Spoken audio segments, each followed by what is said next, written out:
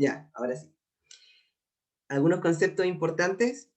Recuerden que las biomoléculas están hechas de bioelementos, y de los bioelementos, los que tienen que recordar que son sagrados, les decía que son los bioelementos primarios, porque forman aproximadamente forman parte del 96% de la materia viva, y son, ¿cierto?, carbono, hidrógeno, oxígeno, nitrógeno, fósforo y azufre.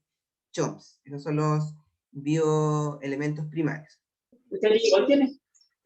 Luego, habíamos dicho que las biomoléculas orgánicas, o también llamadas macromoléculas, son 4, y se caracterizan porque lo que más tienen, o más que eso, tienen en su estructura carbono. Idealmente desde 3 carbonos hacia arriba, pero claramente todas tienen mucho más que eso. Sobre todo si forman polímeros, va a ser una gran cantidad de carbonos. Otra característica de las biomoléculas orgánicas es que casi todas, o todas, tienen hidrógeno y también oxígeno, que era lo que habíamos visto hasta el momento. Luego revisamos carbohidratos y lípidos, donde habíamos dicho que una característica importante de los carbohidratos es que tienen monómeros, o sea, unidad básica, que se llama monosacárido, y también forman polímeros, que son los polisacáridos. En cambio, los lípidos no tienen monómero y tampoco forman polímeros, y se clasifican en sus características de poseer o no poseer ácidos grasos. Entonces, esa era una característica. Hoy corresponde revisar los dos tipos de biomoléculas orgánicas que quedaron pendientes, que serían proteínas y ácidos nucleicos.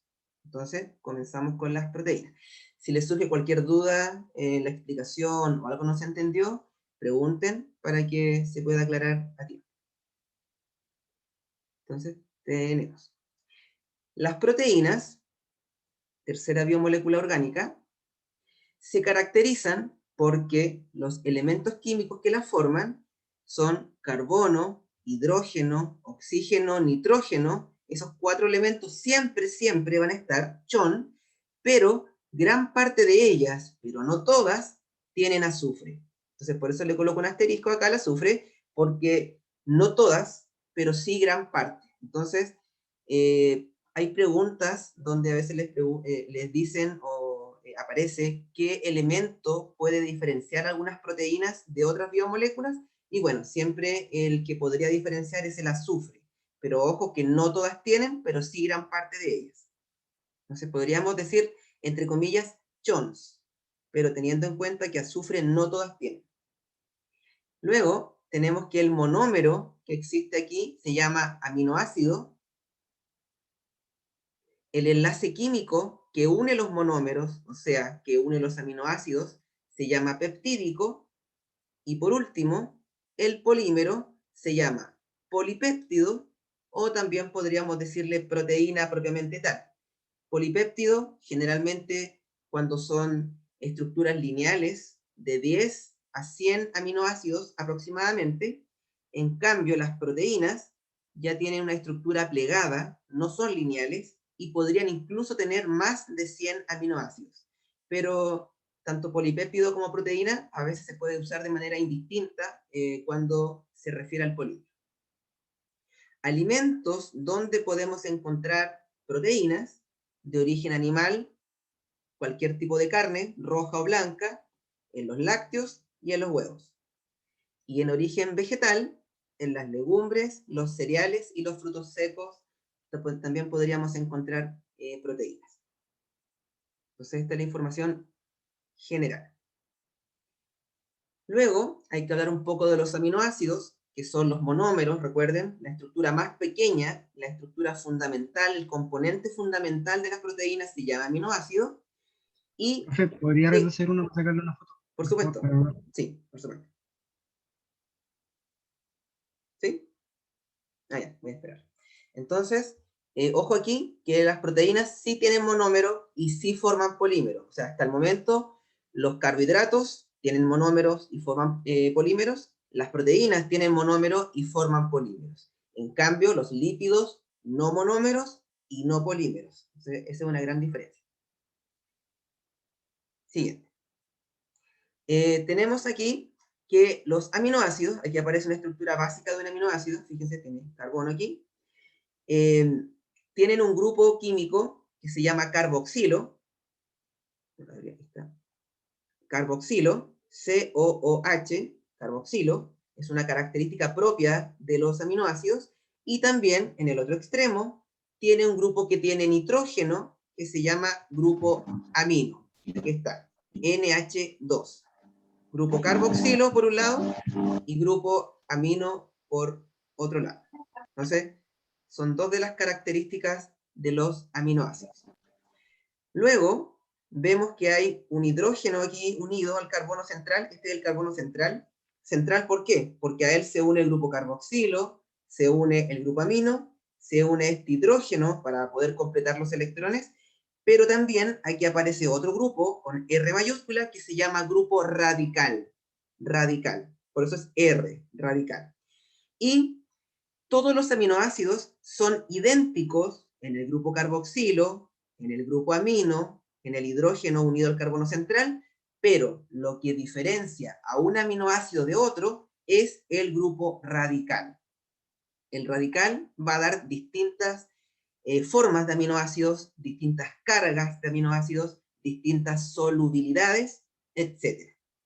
Aquí aparece una tablita. Esto no se los van a preguntar, pero es para que puedan ver la diversidad de grupos radicales que hay, y dependiendo del tipo de radical, el aminoácido va a ser determinado. Por ejemplo, aquí tenemos un aminoácido que tiene como grupo radical un CH3, se llama alanina, que es de los más sencillos, más pequeños. En cambio, acá tenemos un aminoácido que tiene un anillo, se llama tirosina. O sea, fíjense la diferencia en el grupo radical. Todos tienen la única diferencia, el grupo radical. No, me equivoqué. Acá está el más sencillo, que es la glicina, que como radical tiene solamente un hidrógeno. Este es uno de los más sencillos. Entonces, eso puede hacer que sean apolares, que sean polares sin carga, que sean ácidos o que sean básicos. Entonces, el grupo radical marca la diferencia en los tipos de aminoácidos. Tenemos que los aminoácidos se pueden diferenciar dependiendo si el cuerpo humano los puede producir o no los puede producir. Eso marca una gran diferencia. En general, todas las proteínas que están en la naturaleza se forman a base de 20 aminoácidos. Y estos aminoácidos se llaman proteogénicos. Quiere decir que son aminoácidos que se utilizan para construir proteínas. Los podemos encontrar en plantas, en hongos, en nosotros los humanos, en otros tipos de organismos. Entonces, son 20 aminoácidos los que forman todas las proteínas de la naturaleza. Y, como les decía, dependiendo si los podemos fabricar en nuestros cuerpos o no los podemos fabricar, los aminoácidos se llaman esenciales o no esenciales. Esenciales son los que no podemos producir. Por lo tanto, sí o sí tenemos que obtenerlos mediante la dieta. O sea, alimentándonos podemos tener estos aminoácidos. Por ejemplo, la metionina es un aminoácido esencial y se puede encontrar, por ejemplo, en el huevo, en la carne de pescado como el salmón y en las carnes rojas. Si una persona no consume esos tipos de alimentos, probablemente va a tener deficiencia de metionina, a menos que tome algún suplemento o algo que pueda reemplazar esa no ingesta de este tipo de alimentos. En cambio, los aminoácidos que sí nuestro cuerpo puede producir, o sea, si falta, mi cuerpo lo construye, mediante distintas vías metabólicas, se pueden tomar otras moléculas, se pueden romper otras proteínas para fabricarlos, se llaman no esenciales. ¿Por qué? Porque mi cuerpo los produce cuando se necesita. Entonces, esta es una gran diferencia. Los esenciales tienen que ser ingeridos en la dieta y los no esenciales no importa, porque si no se ingieren, se fabrican. Entonces, esa es una diferencia entre estos 20 aminoácidos. Algunos no los fabricamos y otros sí los fabricamos. Bueno, aquí hay una diferencia con asterisco. La histidina, los niños no la pueden fabricar.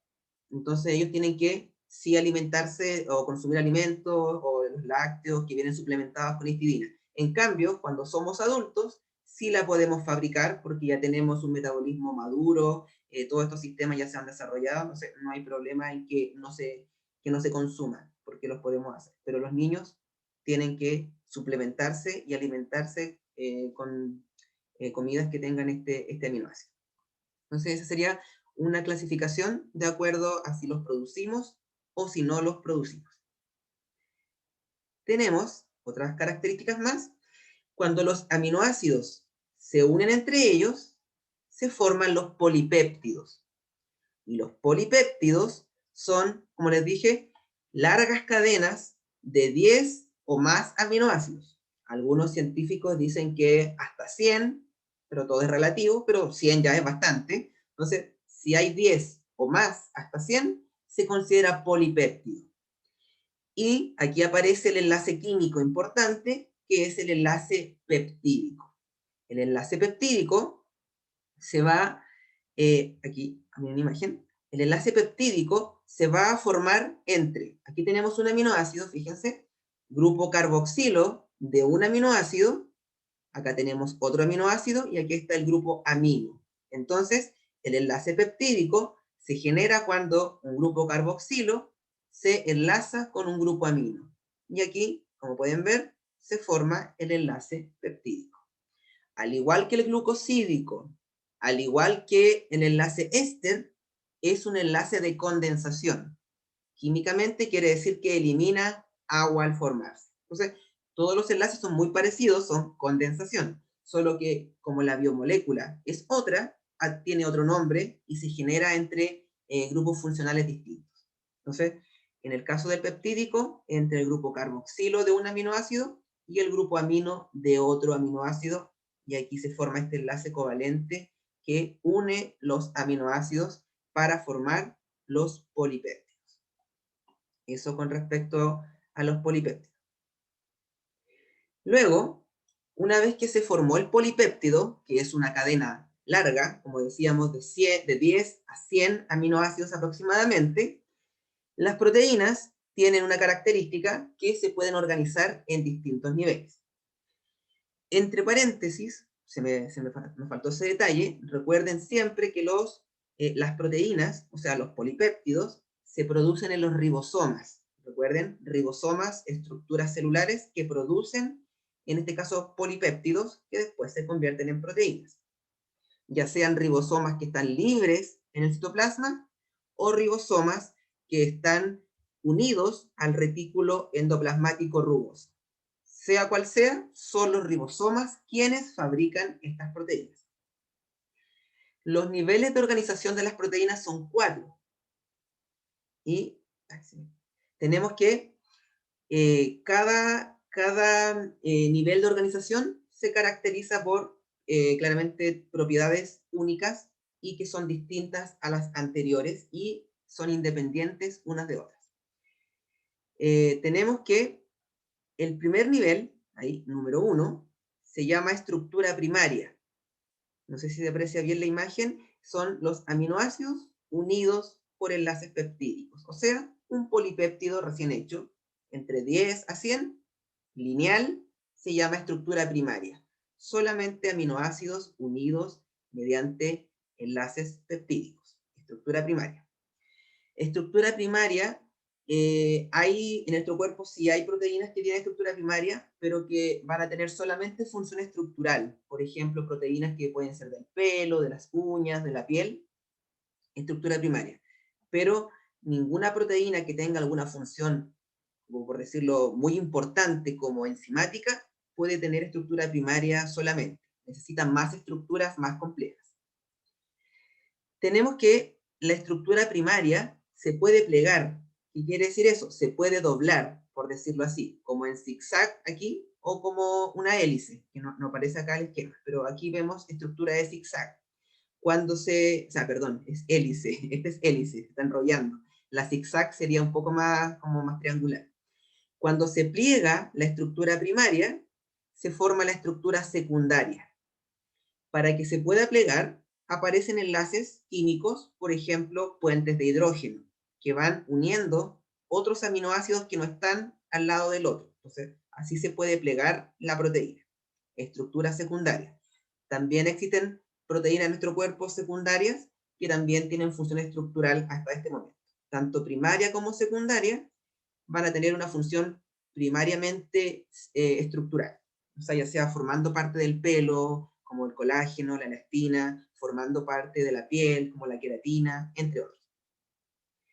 Si la estructura secundaria se vuelve a plegar, o sea, se enrolla sobre sí misma, fíjense, aparece la estructura terciaria. Aquí tenemos la estructura terciaria. Es un sobreenrollamiento de la estructura secundaria. Se vuelve a enrollar. Aquí aparecen otros tipos de enlaces. Por ejemplo, si esa proteína tiene azufre, aparecen los que se llaman puentes disulfuro, que son enlaces dobles entre átomos de azufre.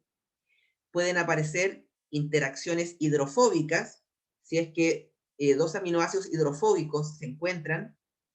Pueden aparecer también interacciones iónicas, fuerzas de Van der Waals, que son enlaces débiles, pero que en gran cantidad hacen como la fuerza, la unión hace la fuerza, dicen. Estructura terciaria. Es un sobreplegamiento de la estructura secundaria. Y a partir de este nivel, o sea, estructura terciaria, tenemos una gran cantidad de proteínas que pueden cumplir millones de funciones fundamentales y vitales en nuestros cuerpos. Por ejemplo, todas las enzimas tienen que tener por lo menos estructura terciaria. ¿Por qué no decir que la mayoría de ellas son con estructura terciaria?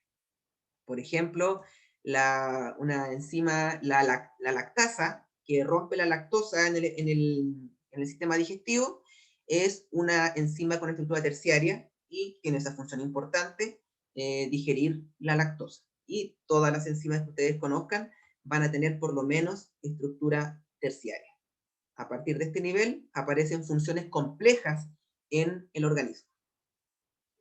Y por último, cuando esta estructura terciaria se une con otra terciaria, mínimo 2 terciarias, máximo las que sean, pero en general existen máximo 4, si 2 terciarias o más se unen, se forma la estructura cuaternaria, que básicamente es juntar estructuras terciarias con otras terciarias, con otras terciarias. Un ejemplo típico es la hemoglobina, la proteína de los glóbulos rojos que están en la sangre, tiene estructura cuaternaria, que tiene 4 subunidades terciarias. Entonces, estos son los niveles de organización de las proteínas. Claramente, en la estructura cuaternaria aparecen todos los tipos de enlaces que ya nombramos, puentes de hidrógeno, interacciones hidrofóbicas, interacciones iónicas, fuerzas de Van der Waals y puente disulfuro. Entonces, esta estructura es más compleja. Dígame. Cuando dice que se organizan en 4 niveles interdependientes, el 4 no sería, o sea, como que los 3 tienen que juntarse para que sea el cuarto. Sí, perdón, dije independiente de antes, sí, se me pasó es interdependiente, sí, claramente, para que se forme la cuaternaria necesita de la terciaria, para que se forme la terciaria requiere la secundaria, y la secundaria requiere de la primaria. Gracias por su intervención, sí. Cada uno, el nivel superior, depende de los inferiores, claramente, claro, porque si no se forma la primaria, no puede haber la secundaria no podría estar, y así sucesivamente. Entonces, estos serían los 4 niveles de organización que conocemos de las proteínas, y como les mencionaba, a partir de la estructura terciaria aparecen funciones muy complejas en el organismo. Entonces, eso es muy importante. Luego, ya para ir terminando con las proteínas, porque la parte de enzimas la vamos a ver después, porque si no sería una maratón de contenido, eso se va a ver cuando se vea un poco más de metabolismo. Tenemos que tener en consideración que las proteínas se pueden desnaturalizar o denaturalizar. Esto lo menciono porque en algunas PSUs ha aparecido este concepto, algún gráfico al respecto, no sé, para que tengan esa idea. La desnaturalización de las proteínas básicamente es que las proteínas, si era cuaternaria, pierde su estructura cuaternaria, si era terciaria, pierde la estructura terciaria, se convierten en secundarias y finalmente llegan a estructura primaria, donde ya no pueden ejercer su función. Si era una hemoglobina y queda como primaria, nunca más podría tener su función de hemoglobina nuevamente, porque estando primaria no sirve. Si era la lactasa y quedó como primaria, nunca más podrá funcionar como lactasa, porque en estructura primaria no puede cumplir funciones enzimáticas. Entonces, básicamente es la desnaturalización, perdón, se produce cuando distintos medios, ya sean físicos o químicos, cambian la estructura, hacen que la proteína pierda la estructura terciaria o cuaternaria y adquieran una estructura primaria. Por ejemplo, la temperatura elevada, claramente, un pH extremo, muy ácido o muy básico, disolventes orgánicos, los detergentes y las fuerzas iónicas. Entonces, cualquiera de estos factores podrían hacer que una proteína que era cuaternaria o terciaria pierda sus enlaces, se separen los aminoácidos y queden con estructura primaria, donde ya pierden la función. Muy raramente una proteína se podría recuperar. O sea, si se desnaturaliza para siempre. Hay ciertos casos en laboratorio y controlado donde las proteínas se desnaturalizan y después se renaturalizan, pero normalmente eso en un organismo vivo eso no ocurre. Aquí tenemos, por ejemplo, una proteína terciaria. Si sufrió una temperatura muy alta, pierde, ¿cierto?, sus enlaces que tenía acá, uniones, y queda con estructura primaria, o sea, lineal.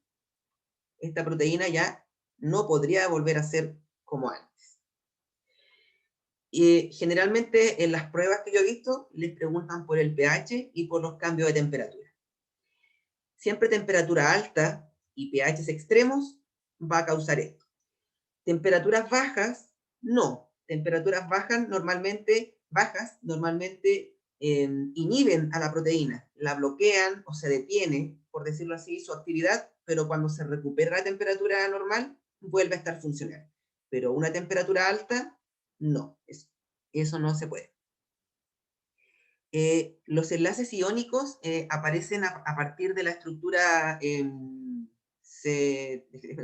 terciaria. Ahí empiezan a aparecer. Profe, una ¿Cómo? consulta Dígame. con respecto a las bacterias que son extremas, como la archea, o sea, los tipos, Sí, arqueas, sí, sí, extremófilas. que son extremas. ¿Qué Sí. ocurre con su enlace? Es que en el caso de cualquier organismo que sea extremófilo, bueno, principalmente las arquibacterias, que son extremófilas en sí, si es de temperatura muy alta, ellos tienen un mecanismo de protección de las proteínas, donde las proteínas adquieren algún tipo de molécula extra que impide que sean dañadas, entonces no les pasa nada, no se afectan y pueden vivir felices de la vida ahí haciendo todo su metabolismo normal. Entonces, lo mismo que pasa en temperaturas extremas, tienen algún tipo de protección de sus proteínas y de su ADN para que no tenga fallas y están más adaptados a ese tipo de condiciones. Entonces, no tienen ningún problema ellos. Pero nosotros, realmente cualquier organismo que no es para esa temperatura, nos pasaría esto, desnaturalización. Y un caso típico que uno lo puede hacer incluso en casa, y los que comen huevo lo han visto siempre, el huevo, cuando está crudo, ¿cierto? Que el huevo tiene gran cantidad de proteína, la clara sobre todo, que es la albúmina, es una proteína con estructura terciaria. Cuando el huevo se fríe o se coloca a cocer en agua o como lo quieran preparar, siempre cuando tenga temperatura, tenemos que el huevo queda de esta forma, la clara cambia su consistencia, ¿cierto? Que antes era un poco más viscosa, más transparente, ahora queda blanca. Esto quiere decir que ocurrió desnaturalización. El huevo se desnaturalizó por acción de una temperatura muy elevada. Y el huevo nunca más, huevo frito o huevo cocido, nunca más podría volver a ser huevo crudo. Entonces, eso quiere decir que es un cambio irreversible en este ejemplo. Entonces, eso sería otro ejemplo. Otra forma de hacer huevo frito, pero sin ocupar temperatura, es un experimento que se hace típico en colegio, pero no es tan rico, es colocar el huevo en vinagre y queda frito igual, literal, queda frito porque el vinagre, su pH que es ácido, o en jugo de limón, hace que el huevo quede así, igual como si fuera un huevo frito, pero el sabor es distinto. Entonces, pero ahí podrían compararlo si quisieran hacer esa prueba. Y para ir terminando, las proteínas, hay que hablar de lo más importante, como les decía, algunas características, pero sobre todo les preguntan las funciones. ¿Qué funciones cumplen las proteínas? Ya hemos nombrado algunas, pero aquí coloqué los ejemplos más típicos. Tenemos que algunas proteínas cumplen función estructural, por ejemplo la queratina, aquí tenemos un pelo, ¿cierto? Aquí está el pelo, y si pudiéramos ver su estructura más interna, vemos que aquí tenemos largas cadenas de queratina, que es una proteína, estructural porque le da cierta resistencia, estructura al pelo. Cuando la queratina se daña, ¿cierto? El pelo es más quebradizo, se puede caer, y de aquí aparecen todos estos tratamientos de alisamiento de queratina y cosas así, que básicamente se refieren a agregar queratina, que es la proteína, para que el pelo se pueda reparar. También tenemos queratina en la piel, ¿cierto? La elastina y otras proteínas más tienen función estructural, porque dan soporte a las células, forma a las células, por ejemplo, y en el caso del pelo, que no es célula, le da, ¿cierto?, la estructura que tiene. Otra función es transporte. Proteínas que son capaces de transportar sustancias químicas, por ejemplo, la hemoglobina, que está con sus 4 subunidades, la hemoglobina que está en los glóbulos rojos, puede transportar el oxígeno. Entonces, gracias a ella, el oxígeno puede llegar a todas las células del cuerpo humano. Me estoy enfocando. Otra proteína importante, otra función, es la función hormonal, por ejemplo, la insulina, que es una hormona de tipo proteico. Esta hormona es muy importante, sabemos, porque regula la glicemia en la sangre. Entonces, hay muchas proteínas que son hormonas. Está la hormona del crecimiento, todas las hormonas que produce la hipófisis, como la ADH, por ejemplo, como la FSH, la LH, son proteínas, función hormonal. Y otra función es contráctil, que esta es importante, pero no creo que se las vayan a preguntar. En cambio, las 3 anteriores, muy probablemente sí, o en algún contexto. Contráctil quiere decir que hay proteínas que son capaces de generar ciertas acciones, como las que tenemos en los músculos, la miosina y la actina, y permiten la contracción muscular. O sea, el movimiento de ellas, por decirlo así, genera movimiento en el músculo. Por eso, función contráctil. Se estiran, se achican y se alargan, se achican y se alargan, y los músculos se pueden mover. Otra función de las proteínas es la función defensiva, y esta es una función única de todas las biomoléculas. Esta es una función única en las proteínas, defensiva, porque tenemos los anticuerpos. Todos los anticuerpos o inmunoglobulinas, como la inmunoglobulina A, inmunoglobulina G, inmunoglobulina M, etc., son proteínas, o sea, defensa de nuestro cuerpo frente a distintos patógenos. Otra función que es única también en las proteínas, enzimática. Por ejemplo, acá tenemos la enzima rubisco, que es una enzima que está en las plantas para la fotosíntesis. Enzimática, ¿por qué? Porque regula, ¿cierto?, el proceso de la formación de glucosa durante el ciclo de Krebs. Entonces, función enzimática. Y por último, no sé por qué se borran, una función de reserva, pero ojo, no reserva energética, más bien reserva de aminoácidos, como la lactoalbúmina. La lactoalbúmina es una proteína que se encuentra en la leche materna de los mamíferos, excepto de las focas, pero sí de todos los demás mamíferos. Y esa lactoalbúmina tiene varias propiedades, entre ellas, por ejemplo, es ayudar a que se procese la lactosa, pero también, si se rompe la lactoalbúmina, libera aminoácidos que son necesarios para los bebés que están lactando. Entonces, función de reserva de aminoácidos. No agregué aquí la función energética, porque si bien las proteínas también aportan energía, aportan 4 kilocalorías por gramo, no es una función esencial o típica de las proteínas. Las proteínas aportan energía, pero no es una función que se ocupe. Es una función que se podría ocupar en casos muy extremos, que sería, por ejemplo, una persona que esté desnutrida. Ahí sí esa persona va a ocupar sus proteínas para obtener energía. Pero una persona sana, saludable, de cualquier edad, no ocupa sus proteínas. Entonces, ojo, hay a veces preguntas que dicen, ¿cuál de las siguientes funciones no es típica de las proteínas? Y aparece energética, y esa no es típica, porque si bien pueden aportar energía, no es una función que estén cumpliendo siempre. Solamente en casos muy extremos, como les decía, desnutrición o falta de energía porque no se ha estado comiendo en mucho tiempo, ahí sí. El cuerpo protege las proteínas, las cuida porque se necesitan para todas las otras funciones que hemos nombrado. ¿Alguna duda, alguna consulta? Profe, ¿por qué era función enzimática? Enzimática quiere decir que las proteínas pueden regular distintas reacciones químicas. Gracias, me faltó agregar eso. Enzimática quiere decir que regulan las reacciones químicas de los seres vivos, o sea, de las células, o también conocidas reacciones metabólicas. Reacciones metabólicas son reacciones químicas. Por ejemplo, la digestión de la lactosa, volviendo a lo mismo, para que se rompa la lactosa, que es una reacción química, se requiere la lactasa. Y es una enzima que ayuda a que la lactosa se pueda romper, ¿sí? Entonces, eso es enzimático.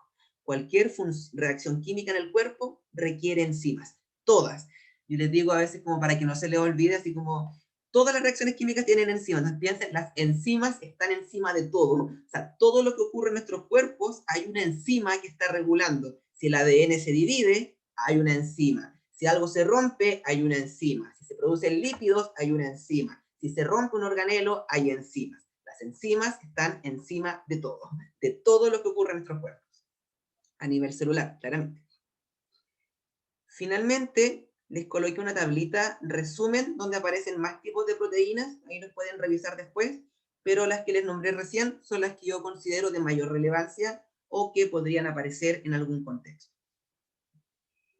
Ya. Y, por último, tenemos que ver los ácidos nucleicos. Nuevamente pido disculpas por la cantidad de contenido, pero hay en otros preus a veces, o sea, en preus o en algunas otras formas de estudiar, se ven las 4 biomoléculas de una, incluyendo la inorgánica. Entonces, creo que esto no es tan intenso como otras. De hecho, estuve viendo una opción que tienen para estudiar igual, el puntaje nacional, que tienen muy buenos profes y muy buen material.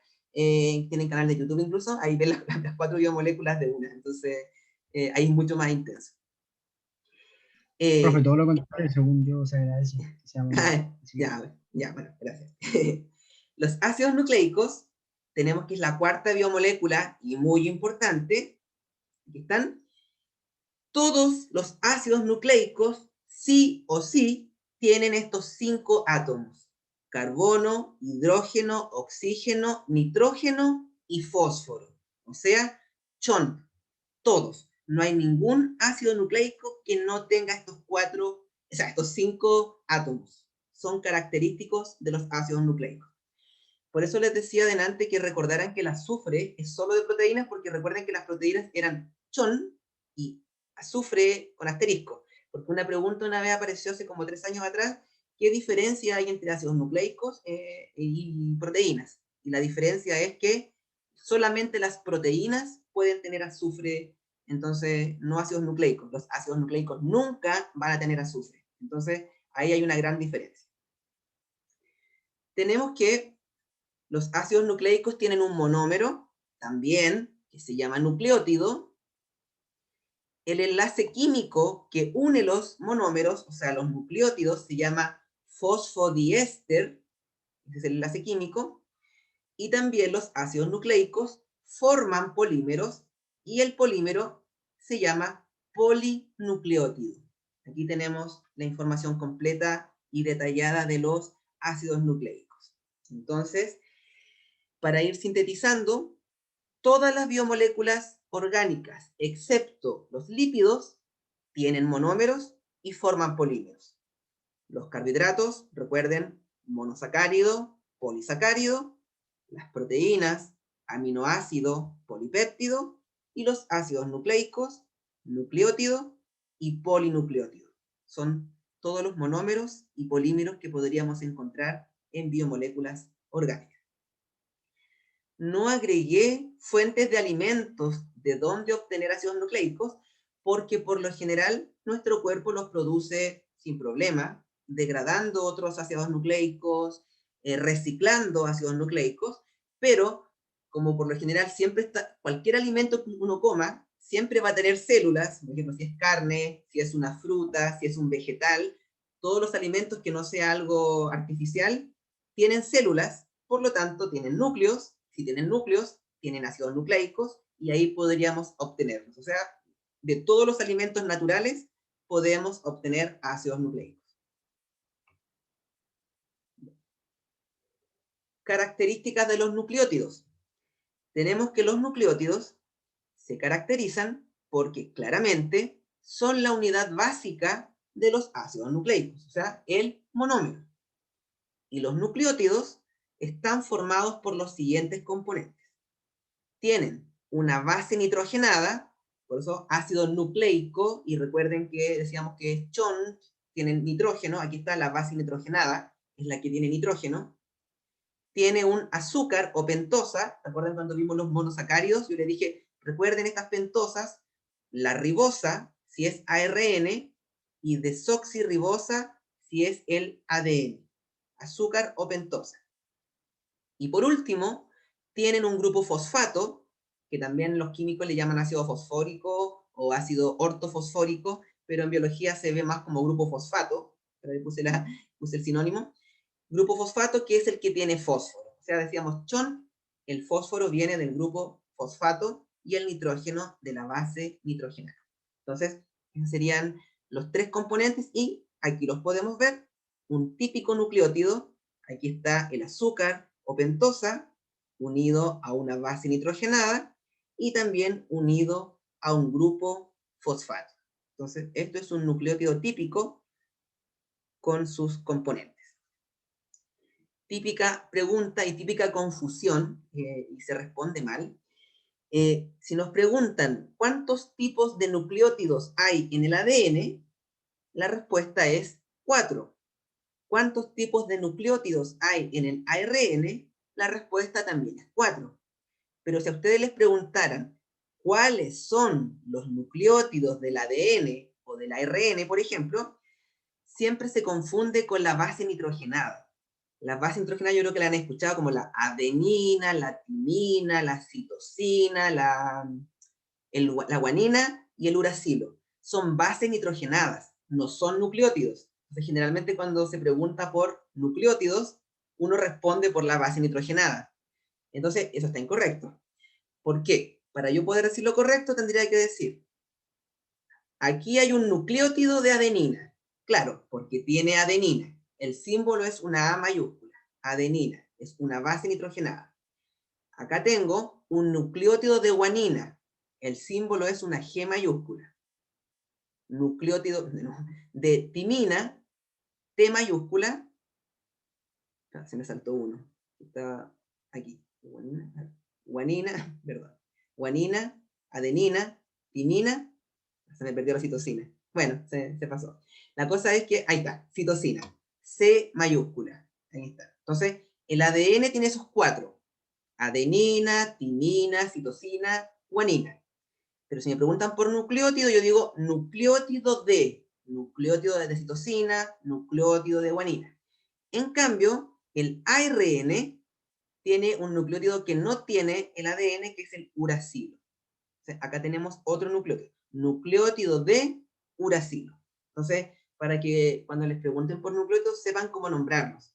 Porque siempre, yo por lo menos creo que nunca he visto alumnos que respondan nucleótido de, siempre dicen adenina guanina, pero son bases nitrogenadas. Entonces, nucleótido de uracilo. Esa es la forma correcta de decirlo. ¿Qué más tenemos sobre los ácidos nucleicos? Ahora hablar de los polinucleótidos, o sea, el polímero. Tenemos que estos polímeros se forman cuando el grupo hidroxilo de un nucleótido se une con el grupo fosfato de otro nucleótido. ¿A través de qué enlace? El enlace fosfodiéster. Bueno, veámoslo con imagen. Aquí tenemos un nucleótido, fíjense, la base nitrogenada, el azúcar, acá tenemos el grupo fosfato, aquí está el grupo hidroxilo de este nucleótido, y aquí tenemos el grupo fosfato de este otro nucleótido. Fosfato, azúcar, base. Aquí están. Es un nucleótido aquí y el otro está acá.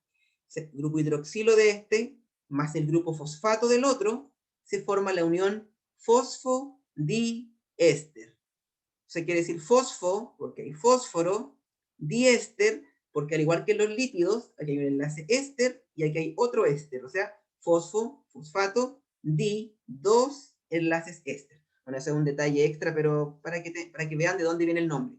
Fosfodiéster. Ahí estarían los dos enlaces éster. Y este, al igual que el glucosídico, al igual que el éster, al igual que el peptídico, es un enlace covalente de condensación que libera una molécula de agua cuando se forma. Recuerden, todos son enlaces de condensación químicamente hablando, pero como se produce entre distintos grupos funcionales, tiene un nombre distinto, y aparte que aparecen en biomoléculas distintas. Eso tenemos con respecto al enlace fosfodiéster.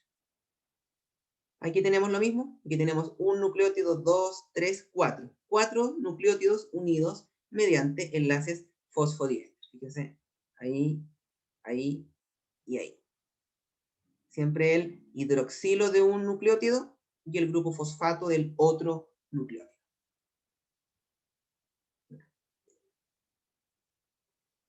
Ahora hay que hablar de los principales ácidos nucleicos, que son 2, pero vamos a hablar de 3, porque hay muchos más, muchísimos más, pero 2 son los que siempre se llevan como toda la fama por sus funciones primordiales en la célula. Primero, claramente, el ADN, ácido desoxirribonucleico, tiene varias características, por ejemplo, que es una molécula bicatenaria. ¿Qué quiere decir que sea bicatenaria? Que son 2 cadenas o 2 hebras que se enlazan entre sí. Además, tiene la base nitrogenada timina, es única de él, que no la tiene el ARN, y además el azúcar o pentosa se llama desoxirribosa, por eso desoxirribonucleico.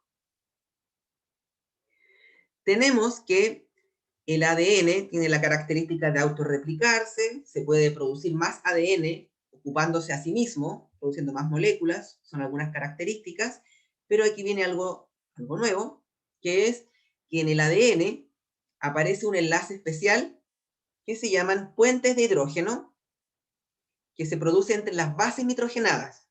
Por ejemplo, la adenina con la timina, 2 puentes de hidrógeno, y la citosina con la guanina, 3 puentes de hidrógeno. Siempre, absolutamente siempre, citosina con guanina tiene 3 enlaces de hidrógeno. Entonces, algunos se preguntan, pero a mí se me va a olvidar cuál tiene cuál.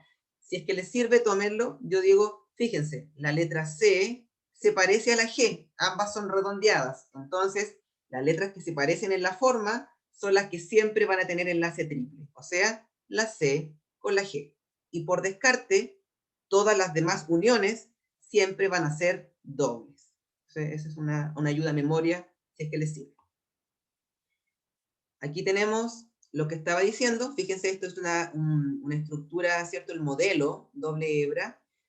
Cuando veamos ADN, hay que recordar que lo propusieron Watson y Crick, ¿cierto? Esos científicos que... Pero, siempre destaco, con las ideas robadas de Rosalind Franklin, ¿cierto? Que fue la científica que descubrió esta doble hebra, y lamentablemente a sus ayudantes le quitaron su trabajo, o sea, no se lo quitaron, pero lo prestaron sin permiso.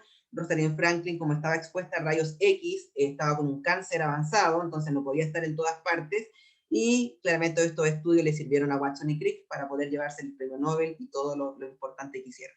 Pero recuerden, Rosalind Franklin, una mujer muy importante, una de mis científicas favoritas, es la que realmente descubrió la estructura del ADN, no Watson y Crick. Bueno, en fin, aquí tenemos la molécula, adenina con timina, doble enlace, guanina con citosina, triple enlace. Aquí sería cómo se vería. Y aquí hay un modelo 3D de lo mismo. Los tres representan lo mismo.